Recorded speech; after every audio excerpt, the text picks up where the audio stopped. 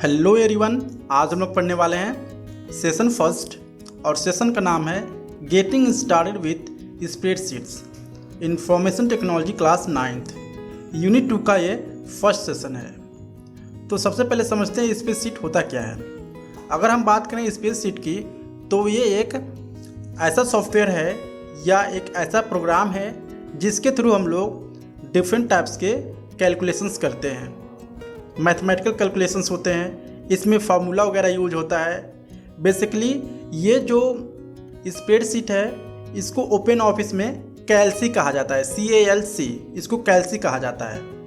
अगर बात करें, आप लोगों ने MS एक्सेल के बारे में ज़रूर सुना होगा, ठीक है। अगर बात करें MS एक्सेल की तो सेम तरह की यूजर इंटरफेस कैलसी में भी दिखता है। मीन्स जितने ऑपरेशंस आप MS एक्सेल में परफॉर्म कर सकते हैं उतने ही ऑपरेशंस आप कैलसी ओपन ऑफिस कैलसी जो स्प्रेडशीट है उसमें परफॉर्म कर सकते हैं। तो जो सबसे पहला टॉपिक है वो है कैलसी स्प्रेडशीट बेसिक्स। मतलब क्या बेसिक्स हैं, जानते हैं कि कैलसी स्प्रेडशीट क्या होता है। A spreadsheet is a software tool that lets one enter, calculate, manipulate and analyze set of numbers। जो स्प्रेडशीट है वो एक सॉफ्टवेयर टूल है जिसके मदद से हम लोग किसी भी डेटा को कैलकुलेट करते हैं, मैनिपुलेट करते हैं और एनालाइज करते हैं नंबर्स को। और इस कैलसी स्प्रेडशीट के डिफरेंट तरह के कंपोनेंट भी हैं, जैसा कि नीचे यहाँ पर डिस्कस किया गया है। पहला जो कंपोनेंट है वो है वर्कशीट। एक्चुअली वर्कशीट क्या होता है? It is a grid of cells made of horizontally rows and vertically columns. Worksheet क्या होता है? ऐसा सीट जहाँ पर ढेर सारे रोज रहते हैं और ढेर सारे कॉलम्स रहते हैं, जैसे कि आप देख सकते हो इसी तरह के वर्कशीट दिखते हैं जिसमें हम लोग काम करते हैं, ठीक है। नेक्स्ट है रोज नंबर। रोज नंबर क्या होते हैं? As mentioned earlier, data in a row worksheet are divided into rows or columns. Each row is given number that identify it. यानी जो रो नंबर होते हैं बेसिकली वो 1, 2, 3 के फॉर्म में डिवाइड किए रहते हैं, ठीक है। तो उसको बोलते हैं रोज नंबर। अब कॉलम नंबर, कॉलम लेटर क्या होते हैं? कॉलम को बेसिकली लेटर में डिवाइड किया गया रहता है, जैसे कि A, B, AA, BP, ठीक है। इसी तरह से डिवाइड रहते हैं। अगर हम बात करें सेल्स, तो सेल्स क्या होती है? Cell is a basic unit of worksheet where numbers, text, formula etcetera can be placed. Cells एक ऐसा एरिया है जहां पर नंबर्स, टेक्स्ट, फार्मूला लिखे जाते हैं। Cell is form by intersections of rows and a column. जो सेल्स होते हैं वो एक इस तरह से दिखेगा, जैसे कि एक कॉलम में बना दिया हूं यहाँ पर। अगर हम सेल की बात करें तो इसमें सेल कौन है? ये वाला सेल है, इसको भी सेल बोल सकते हो। मतलब एक पार्टिकुलर एरिया जहाँ पर चारों तरफ से घिरा हो, ठीक है, रेक्टेंगुलर एरिया हो, उसको बोलते हैं सेल। यानी इसमें हम लोग नंबर भी लिख सकते हैं, टेक्स्ट भी लिख सकते हैं और किसी फार्मूला को भी लिख सकते हैं, इसको हम बोलते हैं सेल्स। अब नेक्स्ट है सेल पॉइंटर। अब सेल पॉइंटर क्या होता है? It is a cell boundary that specify which cell is active at the moment. Cell pointer का मतलब होता है कि इस तरह का पूरा आपका स्प्रेडशीट रहता है। अब सेल पॉइंटर क्या होता है? जहाँ पे आपकी माउस रहता है, जहाँ पर आप पॉइंट करते हो उस स्प्रेडशीट में, वो होता है सेल पॉइंटर। अब करेंट सेल क्या होता है? It is the cell which is active. यानी ऐसा सेल जहाँ पर आपका माउस है उसको बोलते हैं current cell. Range of cells क्या होता है? A range of cells is a group of contiguous cells that forms a rectangular area in a shape। यानी रेंज ऑफ सेल्स क्या होते हैं? ऐसा एरिया जो रेक्टेंगुलर एरिया बनाता है, जैसे मैं पहले ही बता चुका हूँ, इस शेप में रेक्टेंगुलर रहता है, इसको बोलते हैं रेंज ऑफ सेल्स। अब आता है status bar, menus and tool bar. यानी अगर हम बात करें वर्कशीट में ढेर सारे स्टेटस बार भी रहते हैं और मेनूज भी रहते हैं। A worksheet is a grid of cells made of rows and columns Multiple worksheets can be combined under a file known as a workbook। Workbook, ठीक है। यानी ऐसा वर्कशीट जिसमें ढेर सारे रोज और कॉलम इन्वॉल्व हैं, या मल्टीपल वर्कशीट है, जहाँ पर मल्टीपल वर्कशीट है उसको हम बोलेंगे वर्कबुक। जैसे वर्कशीट 1, वर्कशीट 2, 3, तो इसको हम बोलेंगे वर्कबुक। नेक्स्ट है क्रिएटिंग, ओपनिंग, सेविंग वर्कशीट्स। किस तरह से क्रिएट करेंगे, ओपन करेंगे और सेव करेंगे वर्कशीट को। सो सबसे पहले हम लोग क्या करेंगे, अगर हमें स्टार्ट करना है तो सबसे पहले हम लोग जाएंगे स्टार्ट मेन्यू में। जो कंप्यूटर, अगर आप विंडोज़ ऑपरेटिंग सिस्टम चलाते हैं तो सबसे पहले आप स्टार्ट मेन्यू को जानते होंगे, कोने में रहता है, जैसा कि यहाँ पर दिया है स्टार्ट मेन्यू। आप स्टार्ट मेन्यू पे क्लिक करोगे, इसके बाद से ऑल प्रोग्राम पे क्लिक करोगे, इसके बाद से ओपन ऑफिस कैल्सी पे क्लिक करोगे, इसके बाद से आपका जो कैल्सी है वो ओपन हो जाएगा आपके कंप्यूटर में। अगर बात करें यहाँ पर वेरियस कंपोनेंट की, डिफरेंट तरह के कंपोनेंट की, तो यहाँ से देख सकते हो, इसको बोलते हैं एड्रेस ऑफ करेंट सेल, इसको बोलते हैं एड्रेस ऑफ करेंट सेल। ये जो दिख रहा है file, edit, view, insert, format, इसको मेन्यू बार बोलते हैं। और जो ये सारे आइकन दिख रहे हैं इसको बोलते हैं टूल बार या स्टैंडर्ड बार भी बोल सकते हैं। और ये जो खाली एरिया यहाँ से यहाँ तक दिख रहा है इसको हम लोग फार्मूला बार बोलते हैं। सेल पॉइंटर किसको बोलते हैं, यहाँ पर जो देख सकते हैं इसको बोलते हैं सेल पॉइंटर। रेंज किसको बोलते हैं, यहाँ से यहाँ तक सिलेक्ट हुआ है ये सारा, जो इसको बोलेंगे रेंजेस। सेल किसको बोलेंगे, ये जो एरिया है, ठीक है, इसको बोलेंगे सेल। स्टेटस बार किसको बोलेंगे, स्टेटस बार यहाँ पर जो शो करेगा आपका डेटा वो स्टेटस बार है। स्टेटस बार में डेट वगैरह भी शो होते हैं। सो आई होप आपको समझ में आया होगा। आगे बढ़ते हैं। सेविंग है वर्कबुक। अगर आपको किसी वर्कबुक को सेव करना हो तो किस तरह करोगे, तो सबसे पहले सेव करना है, काफ़ी ईजी है।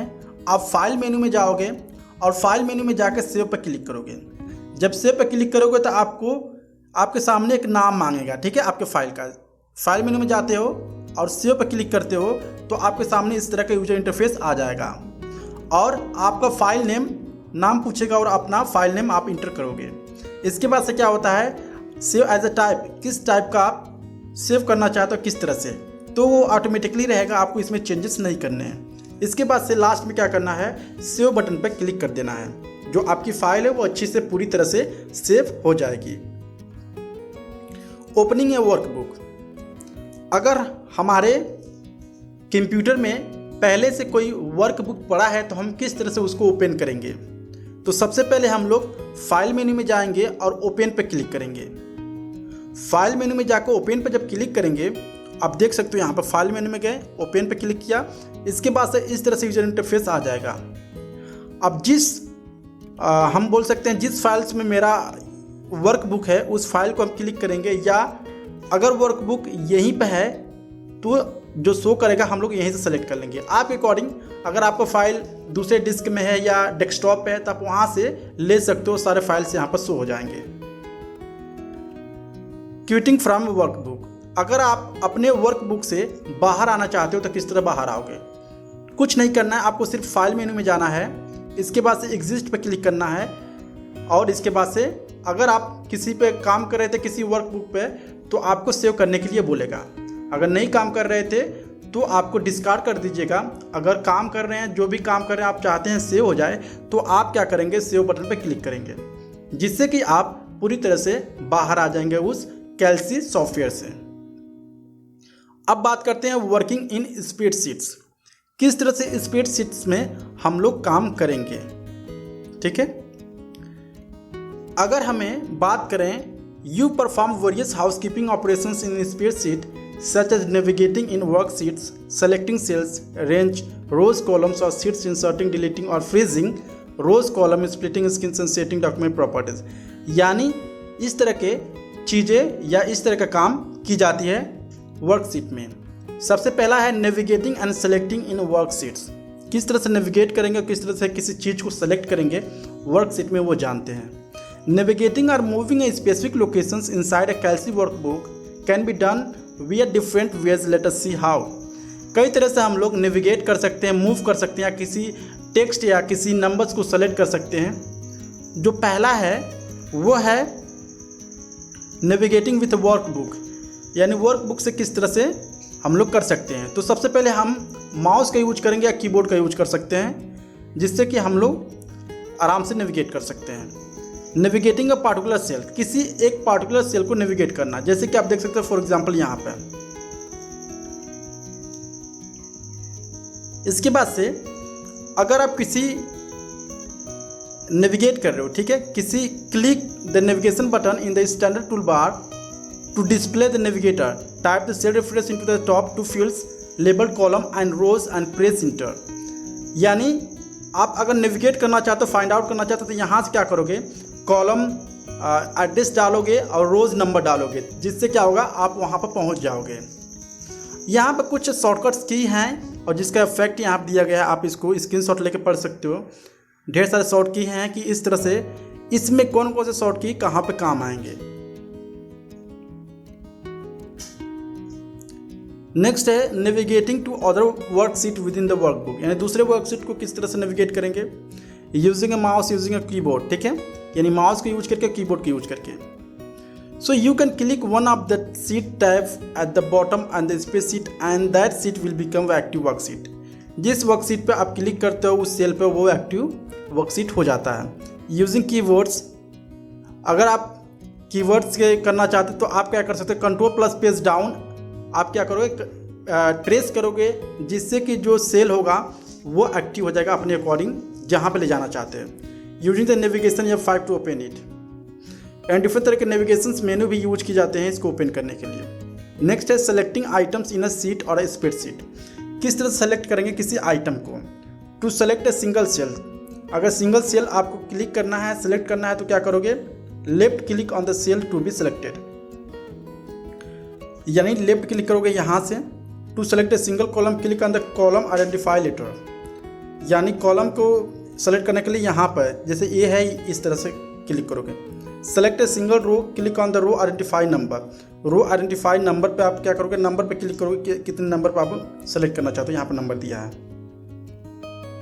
अब पूरे इंटायर सीट को सेलेक्ट करना चाहते हो तो क्या करना पड़ेगा आपको, click on small box between the A column header and the row header, जो ए कॉलम है यहाँ पर अगर सेलेक्ट करना है तो पूरे आप कर सकते हो। सेलेक्टिंग ए रेंज, रेंज क्या होता है, मैंने पहले ही बताया कि इस तरह का समझ लीजिए आपके पास एक कॉलम है, आप यहाँ से यहाँ तक सेलेक्ट करना चाहते हो, ठीक है, तो इसको बोलते हैं सेलेक्टिंग ए रेंज, यानी कितना सेल आप सेलेक्ट करना चाहते हो। Inserting cells rows column in a worksheet, किस तरह से सेल्स को, रोज को, कॉलम को इंसर्ट करेंगे। तो सबसे पहले हम लोग ब्लैंक सेल को इंसर्ट करके देखते हैं। पहला जो स्टेप है आपको ये करना पड़ेगा, select a range of existing cell where you want to insert the new blank cells. सबसे पहले आपको उस सेल को सेलेक्ट करना पड़ेगा जहां पर आप इंसर्ट करना चाहते हो। अब इसके पास दूसरा स्टेप जो है, आप इंसर्ट मेन्यू पे जाओगे और सेल पे क्लिक करोगे। Now insert dialog box open, क्या करना पड़ेगा आपको, फॉर्मेट में जाओगे, सेल्स पे जाओगे और जो सेल्स है शिफ्ट सेल्स डाउन, यानी जो थर्सडे आपने यहाँ पर चूज किया है, तो अगर इसके नीचे आना चाहते हो तो शिफ्ट सेल्स डाउन, जो सेल्स आप इंटर करोगे तो इसके नीचे आएगा, ठीक है, जैसा कि आप यहाँ पर देख सकते हो। Click shift cells right if you want to shift existing cells to right और shift cells down if you want to shift the existing cell down, मतलब different right left up down, मतलब अपने अकॉर्डिंग चूज कर सकते हो। अब इसके बाद से ओके क्लिक कर देना, आपका जो सेल है वो इंटर हो जाएगा यहाँ पर। इंसर्टिंग ब्लैंक रोज, अगर आपको रोज क्या करना है, आपको इंटर करना है तो क्या करोगे, सबसे पहले आप वहाँ पर अपना कर्सर ले जाओगे, सेलेक्ट करोगे जहाँ पे जिस एरिया में आपको रोज एंट्री करना है। इसके बाद से क्या करोगे, इंसर्ट पे जाओगे और इसके बाद से रो पे जाओगे और जहाँ पे आपको क्लिक करना है, इंसर्ट करना है, वो यहाँ पे क्लिक किया आपने 5 पे तो पूरा तरह से आपने 5 पे क्लिक किया तो यहाँ से आपका इंटर हो जाएगा। इंसर्टिंग ब्लैंक कॉलम्स, अगर कॉलम को इंसर्ट करना है तो क्या करोगे, सबसे पहले कॉलम को अगर आपको करना है इंसर्ट तो यहाँ पे आओगे, इंसर्ट मेन्यू में आओगे और कॉलम पे आओगे। अब जहाँ पे इंसर्ट करना है वहाँ पे सेलेक्ट करोगे और उसके बाद से वो ऑटोमेटिकली इंसर्ट हो जाएगा। Deleting cells rows column in worksheets, किस तरह डिलीट करेंगे, किस तरह से रोज कॉलम्स सारे चीज़ को डिलीट करेंगे। तो सबसे पहले जिस चीज़ को आपको डिलीट करना है, आप क्या करोगे, उसको सेलेक्ट करोगे, सेलेक्ट क्लिक करके उसको क्या करोगे, राइट क्लिक करके आप डिलीट कर सकते हो, या आप एडिट में जाओगे सेलेक्ट करके, उसके बाद डिलीट सेल पे जाओगे तब भी डिलीट कर सकते हो। सेम ऑपरेशन से यहाँ भी परफॉर्म होगा जिस तरह से डिलीट करना है। फ्रीजिंग रोज एंड कॉलम्स, ये काफ़ी इंपॉर्टेंट है। क्या होता है freezing rows and columns? Sometimes some rows and columns store some important piece of information. कभी कभार क्या होता है, किसी रोज़ में या कॉलम में काफ़ी इंपॉर्टेंट डेटा हमारा सेव रहता है। अगर हम चाहते हैं which want to view all the time even if have move on a next page, अगर हम चाहते हैं उसको हमेशा देखना, चाहे हम भले ही दूसरे पेज पर मूव कर गए हैं, तो उसके लिए हम लोग फ्रीजिंग रो का यूज करते हैं या फ्रीजिंग कॉलम का यूज करते हैं। इसकी डिफिनीशन पढ़ लेते हैं। Freezing locks a number of rows at the top of sheets और number of columns on the left of a sheet. यानी इसका मतलब है कि अगर एक